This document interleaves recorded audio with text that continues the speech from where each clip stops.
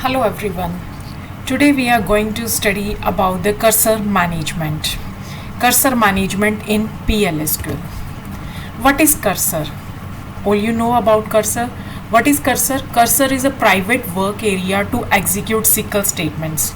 Cursor एक private work area है जो ओरेकल इंजन अपने लिए रखता है ताकि वो अपना डाटा उसमें स्टोर कर सके और उसकी इंटरनल प्रोसेसिंग कर सके. This is a work area reserved by Oracle engine for its execution work और for its storing the information. Cursor allow the user to name the work area. Cursor हमें एक facility provide करता है जिससे इस work area को कोई नाम दे सके और उसमें जो इन्फॉर्मेशन पड़ी है उसको एक्सेस कर सके. कर्सर में हम एक से ज़्यादा रो स्टोर करके रख सकते हैं but at a time only one row can be processed. चाहे उसमें हमने स्टोर्स 8 से 10 12 कितनी ही रो स्टोर की हुई हैं उस प्राइवेट एरिया में, बट जो प्रोसेसिंग है वो एट ए टाइम एक ही रो पे हो सकती है और जो डाटा करंटली कर्सर में स्टोर है उसे हम कहते हैं active data set. Hope you understood about the introduction of cursor. Cursor is a private work area that is used by Oracle Engine for its internal processing and information storing. And the data that is stored in the cursor is called active data set. And if more than one rows are present in a cursor, but at a time only one row is processed at a time. So next we are going to study about the types of cursor. There are two types of cursor, that are implicit cursor and explicit cursor, and now we will discuss in detail about this implicit cursor and explicit cursor with examples. First of all, we are going to study about implicit cursor. What is implicit cursor? Implicit cursors are those cursors that are created by Oracle Engine automatically. ये implicit cursors है जो Oracle Engine automatically खुद create करता है और ये कब create होते हैं जब भी कोई DML statement मतलब कोई insertion होती है, updation होती है, deletion होती है. जब कोई भी insertion, updation, deletion statement execute होती है तो implicit कर्सर ऑटोमेटिकली क्रिएट हो जाता है बाय ओरेकल जिसमें वो अपना डाटा स्टोर कर सके और उसके ऊपर प्रोसेसिंग कर सके. इसका प्रोग्रामर का इसके ऊपर कोई कंट्रोल नहीं होता. There is no control of programmer over the implicit cursor. These are created by Oracle Engine for its work. This is the introduction about the implicit cursor. और हाँ जी, नेक्स्ट बहुत important topic, very important attributes that is of implicit cursor attribute जिसके ऊपर सारी functioning base है. इसमें 4 attributes हैं implicit cursor और एक्सप्लिसिट कर्सर के भी सेम एट्रीब्यूट्स होते हैं. सबसे पहले आता है percentage found. Percentage found first जो एट्रीब्यूट है इसका क्या मतलब है कि जब भी हम कोई DML स्टेटमेंट एग्जीक्यूट करते हैं, चाहे वो इंसर्शन है, अपडेशन है, डिलीशन है, जब भी कोई इंसर्शन, अपडेशन, डिलीशन से रिलेटेड टास्क परफॉर्म हुआ तो अगर उसने एक या एक से ज़्यादा रोज़ पे इफ़ेक्ट किया है, चाहे नई रो इंसर्ट हुई है या जो एग्जिस्टिंग रोज में उसमें कुछ अपडेशन हुई है या जो हमारी एग्जिस्टिंग रिकॉर्ड्स है उसमें कोई रिकॉर्ड डिलीट हुआ है, तो उसमें किसी ना किसी रो पे जब इफ़ेक्ट हुआ है तो उसकी वैल्यू ट्रू होएगी. अगर किसी रो पे कोई इफ़ेक्ट नहीं आया दैन परसेंटेज फाउंड की value is false. This is about the first attribute, and now we are going to discuss the second attribute, that is percentage not found. These work opposite to percentage found. How? Whenever any DML operation like insertion, updation, deletion, चाहे कोई भी, चाहे insertion हो रही है, updation हो रही है, deletion हो रही है, कोई भी टास्क इनमें से हम परफॉर्म कर रहे हैं, अगर उनमें से किसी रो पे इफ़ेक्ट नहीं आया, कोई भी रो इफ़ेक्ट नहीं हुई तो इसका रिजल्ट ट्रू होएगा. अगर इसमें किसी ना किसी रो पे इफ़ेक्ट आ गया तो it will return false, means opposite to percentage found. This is about percentage not found. Third attribute is percentage is open. It will always return false for implicit cursor. Note down that this is only for implicit cursor. For implicit cursor, percentage is open attribute is always false. Because ये हमेशा false क्यों होता है? Because Oracle ने इसको अपने motive के लिए, अपने प्रोसेसिंग के लिए, अपनी स्टोरेज के लिए क्रिएट किया है. इसके लिए वो अपने काम के बाद उसको क्लोज भी ऑटोमेटिकली कर देता है. सो जब भी हम इसको एग्जीक्यूट करेंगे, इसको चलाएंगे, इसकी वैल्यू हमेशा फॉल्स होएगी. क्यों फॉल्स होएगी? Because the Oracle closes the SQL cursor automatically. This is about percentage is open. Now the fourth attribute and the last attribute of implicit cursors, that is percentage row count. हमने पीछे कहा है कि जब हम cursor create करते हैं तो वो उसमें डाटा स्टोर होता है, जो उसमें डाटा है उससे जब हम कोई इंसर्शन करेंगे, अपडेशन डिलीशन करेंगे तो उसमें कितनी रोज पे इफेक्ट आया, how many rows get affected with the insertion, updation और डिलीशन ऑपरेशन.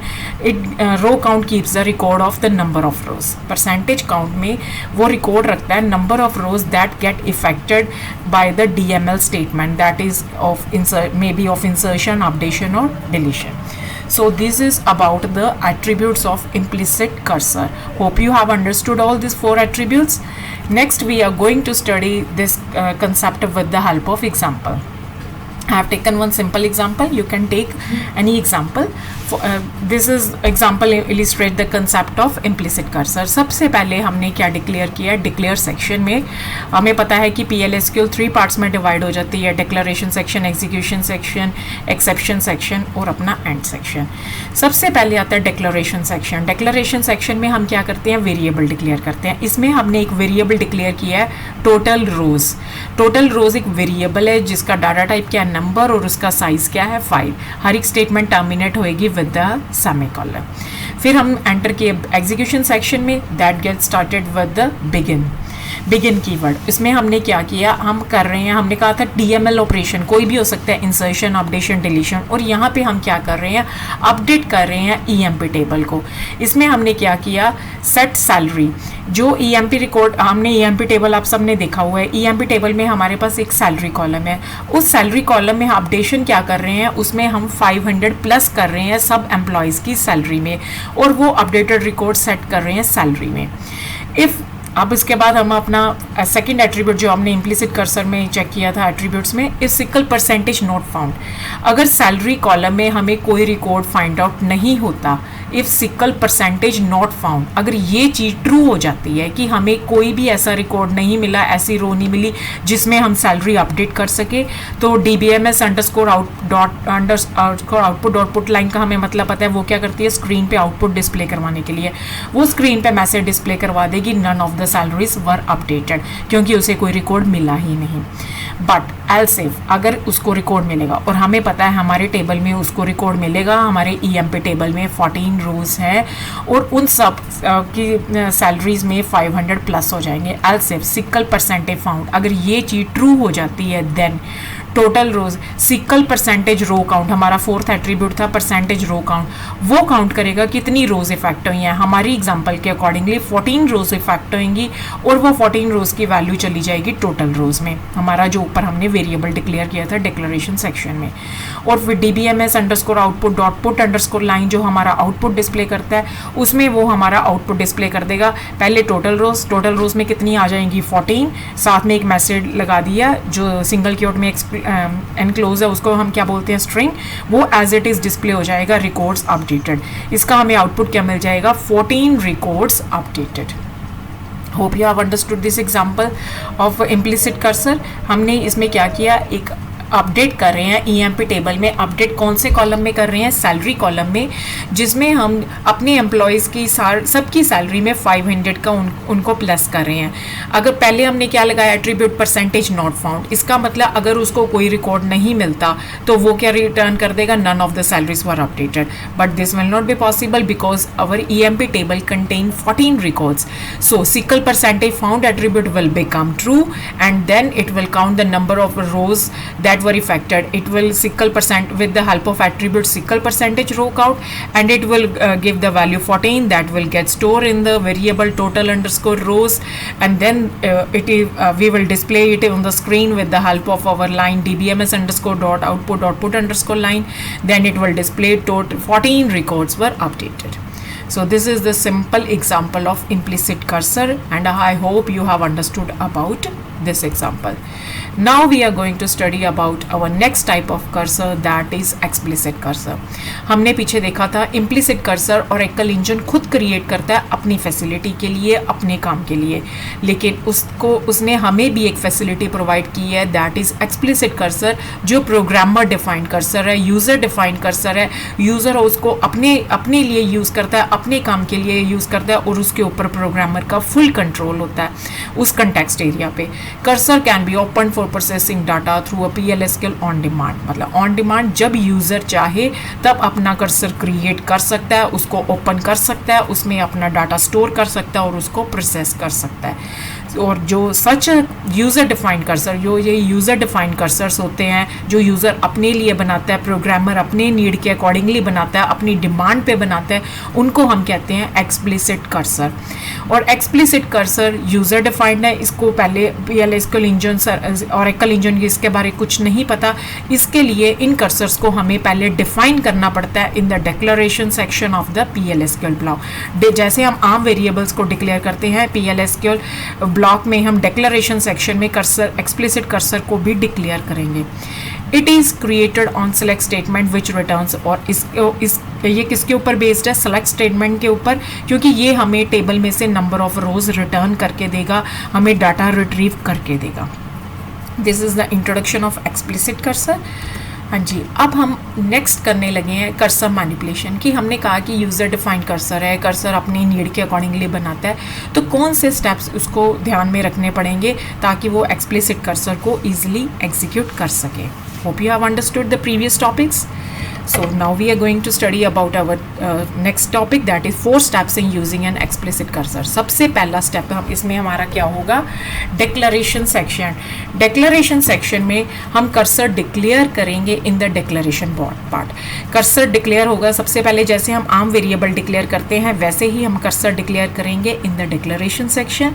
सेकेंड स्टेप में हम क्या करेंगे? Open the cursor. कर्सर को ओपन करेंगे, क्योंकि जो कर्सर हमने डिक्लेयर किया है उसको ओपन करना पड़ेगा. उसके बाद उसमें डाटा फैच करेंगे. जो कर्सर में जो हमारा डाटा है उनको हम PLSQL वेरिएबल्स में फैच करेंगे, जो हमने अब अपने प्रोग्राम में वेरिएबल्स डिक्लेयर किए हैं. और फाइनली जब हमारा सारा काम हो गया तो हम उस कर्सर को क्लोज करेंगे.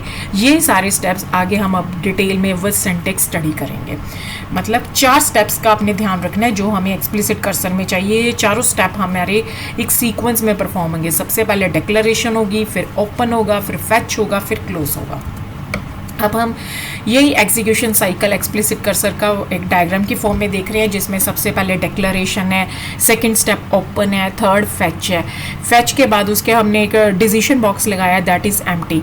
अगर जब हम फैच कर रहे हैं वो एम्प्टी हो गया कर्सर, तो अगर येस तो फिर क्लोज हो जाएगा. अगर एम्प्टी नहीं हुआ मतलब वो तब तक चलता रहेगा जब तक उसमें रिकॉर्ड है, जब तक हम लास्ट रिकॉर्ड पे नहीं पहुंच जाते.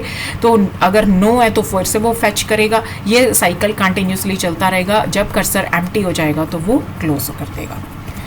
हाँ जी, अब जो हमने एग्जीक्यूशन स्टेप्स पीछे मैंने आपको कहा था 4 स्टेप्स, अब हम उनको डिटेल में स्टडी करने लगे हैं. सबसे पहले इसमें आ जाता है डिक्लेयर कर्सर. कर्सर को हम डिक्लेयर करेंगे जैसे हम आम वेरिएबल को डिक्लेयर करते हैं. कर्सर नेम, कर्सर का नाम, पहले कर्सर एक कीवर्ड है, उसके बाद कर्सर नेम जो यूज़र अपने डिफाइन कर सकता है कर्सर का जो नाम वो रखना चाहता है. उसके बाद वर्ड आपको दिखाई दे रहा है इज़. इसके बाद क्वेरी, वो क्या स्पेसिफाई करती है कि जो हमने अपनी क्वेरी फैच करनी है या जो हमने क्वेरी एग्जीक्यूट करनी है वो हम इसके बाद स्पेसिफाई करेंगे, जिसके थ्रू हमने डाटा फैच करना अपने टेबल्स में से. This is the first step, that is declaration of A cursor. Repeat कर रही हूँ बच्चे, कर्सर इज़ द कीवर्ड, उसके बाद cursor name user defined name है, इस कीवर्ड है, उसके बाद क्वेरी जिसको हमने एग्जीक्यूट करना है या जिसके थ्रू हमने इंसर्शन, अपडेशन, डिलीशन कोई भी टास्क परफॉर्म करना है. नेक्स्ट आ गया, इसमें हमने जैसे सेलेक्ट के साथ उसको लगाएंगे, सेलेक्ट के साथ उसको हम फैच करेंगे. नेक्स्ट आ गया open cursor. Cursor open cursor name, जो ओपन के बाद ओपन कीवर्ड है, कर्सर नेम जो हमने डिक्लेरेशन सेक्शन में डिफाइन किया है.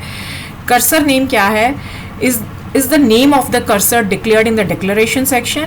जब भी हम कर्सर को ओपन करेंगे ओरेकल पार्सेस द क्वेरी, जितनी भी क्वेरी है हमारी पार्स कैसे होएगी, सारे बाइंड करेगा वेरिएबल्स को and execute the associated statements according to and determines the execution plan, associates host variables and cursor parameters.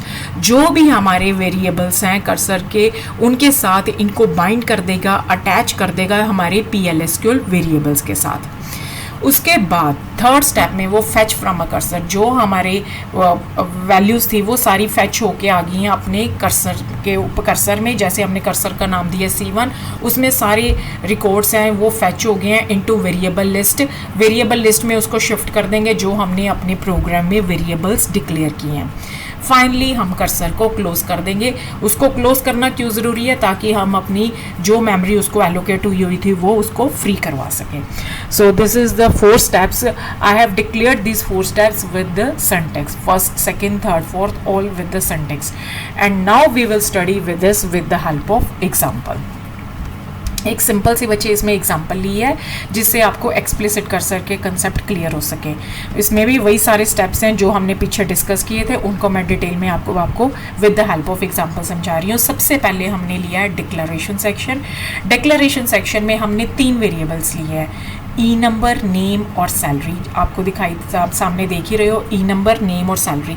इसमें आपको एक पार्ट दिखाई दे रहा है परसेंटेज टाइप. परसेंटेज टाइप का मतलब आप सबको क्लियर होगा, मैं फिर भी बता रही हूँ अगर किसी को नहीं पता. परसेंटेज टाइप का हम क्यों यूज़ करते हैं?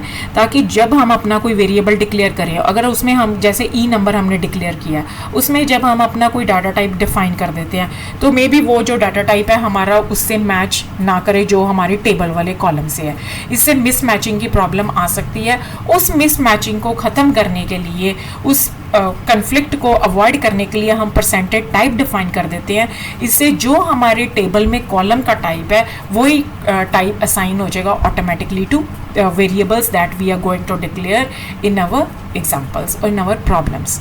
यहाँ पे जैसे हमने ई नंबर डिक्लेयर किया है, जैसे हमने ई नंबर डिक्लेयर किया, परसेंटेज टाइप किया EMP डॉट. ई नंबर किसके अकॉर्डिंगली हो, इसका टाइप कौन सा हो, जो EMP टेबल में EMP नंबर कॉलम है उसका जो टाइप है वो ऑटोमेटिकली असाइन हो जाए ई नंबर को.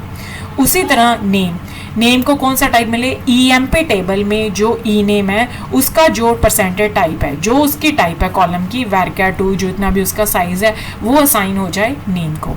उसी तरह सैलरी अपने एक वेरिएबल डिक्लेयर की है, EMP टेबल में सैल कॉलम में जो टाइप उसकी है वही टाइप सैलरी को असाइन हो जाए. इससे अलग अलग 3 वेरिएबल डिक्लेयर कर लिए, ई नंबर, नेम, सैलरी, जिनकी टाइप है EMP नंबर वाली, नेम की ई नेम वाली और सैलरी की सैल वाली. उसके बाद हमने एक कर्सर डिक्लेयर किया, क्योंकि हमने कहा है कि हम डिक्लेयर सेक्शन में डिक्लेयर करेंगे कर्सर जो हमने डिक्लेयर करना है. सबसे पहले उसके आगे क्या लगेगा, कीवर्ड कर्सर. कर्सर का नाम हमने क्या रखा, C1. जैसे हमने पीछे देखा था, हम अपने सिंटैक्स में कोई भी नाम दे सकते हैं, जैसे कर्सर, कर्सर नेम आप देख रहे हो, cursor, cursor name is query, वही हम हमने यहाँ पे लिखा है कर्सर. कर्सर का नाम क्या, C1 इज क्वेरी. हमने क्या देनी है, सेलेक्ट हो जाए EMP नंबर, ई नेम, सैलरी. कौन से, अपने EMP टेबल में फ्रॉम EMP वेयर सैलरी. वो सारे रिकॉर्ड अपने EMP टेबल के रिट्रीव हो जाएं जिनकी सैलरी अबव 3000 है, जिनकी सैलरी ग्रेटर देन 3000 है. जितने भी वो रिकॉर्ड्स हैं वो सारे कर्सर C1 में फैच हो जाएं, कर्सर C1 में रिकॉर्ड हो जाएं. Hope you have understood this, the declaration of the cursor. और इसके साथ मैंने आपको बताया था क्वेरी डिफाइन करते हैं. उस क्वेरी में हम क्या बताएंगे कि कौन से रिकॉर्ड हम फैच करना चाहते हैं. जैसे हमने बता दिया कि अपनी कंडीशन लगा ली कि एम्प्लॉय नंबर, नेम और सैलरी EMP टेबल का फैच होके C1 में आ जाए और वही सारे रिकॉर्ड्स आए जिनकी सैलरी क्या है, अबव 3000 है. उसके बाद हम बिगिन सेक्शन में एंटर हुए अपने एग्जीक्यूशन पार्ट में. वहाँ सबसे पहले हमने कर्सर को ओपन किया, जो ऊपर कर्सर डिक्लेयर किया था उसको ओपन किया, ताकि सारे वेरिएबल्स जो C1 के हैं उनको हम PLSQL वेरिएबल्स के साथ मैच कर सकें. जो C1 का डाटा है, जो C1 में हमने डाटा फैच किया है उसको हम मैच कर सकें, अपने PLSQL वेरिएबल्स के साथ बाइंड कर सकें. इसके लिए अब हमने लूप लगाई है ताकि ये स्टेप तब तक चलता रहे जब तक हम कर्सर में जितना रिकॉर्ड है सारा फैच ना कर लें. लूप कब तक चले, फैच C1, कर्सर C1 को हम फैच करते रहें इनटू एक एक रिकॉर्ड, क्योंकि हमने पहले भी कहा था कि चाहे उसमें 5 रिकॉर्ड स्टोर है, चाहे 7 रिकॉर्ड स्टोर है कर्सर में, चाहे 10 हैं, पर प्रोसेसिंग एट ए टाइम एक एक रिकॉर्ड की ही होएगी। जैसे हमने फैच किया C1 में पहला रिकॉर्ड फैच होगा, उसकी वैल्यू चली जाएगी ई नंबर, नेम, सैलरी, जो हमने PL/SQL वेरिएबल ऊपर डिक्लेयर किए थे अपने यहाँ पे, ई नंबर, नेम, सैलरी। पहला रिकॉर्ड फैच होके ई नंबर, नेम, सैलरी में चला जाएगा और ये तब तक चलता रहेगा फैचिंग है exit when C1% not found, जब उसको आगे कोई और रिकॉर्ड ना मिले तब हम उसमें से क्या कर जाएं, एग्जिट कर जाएं। ये लूप चलती रहेगी और तब और अपने EMP टेबल के अकॉर्डिंगली जितने भी रिकॉर्ड्स, जितनी भी रोज जिनकी सैलरी अबव 3000 है वो सारे फैच हो जाएंगे। और उसके बाद मुझे लगता है शायद 2 ही रिकॉर्ड्स होंगे, 5000 वाली एक सैलरी है। उसके बाद हमने जो भी रिकॉर्ड अपना ग्रेटर देन 3000 है वो स्क्रीन पे साथ के साथ डिस्प्ले कर रहे हैं और उसकी नाम, सैलरी और ई नंबर स्क्रीन पे डिस्प्ले हो जाएगा। फिर लूप एंड हो जाएगी। उसके बाद क्लोज कर्सर को क्लोज करना बहुत ज़रूरी है, क्योंकि इससे हमने मेमोरी एलोकेशन जो उसको की होती है वो उसको डीएलोकेट करते हैं। उसके बाद एंड, हमारा एग्जीक्यूशन पार्ट खत्म हो गया। So this is all about the cursors. Hope you have understood it. Thank you बच्चे।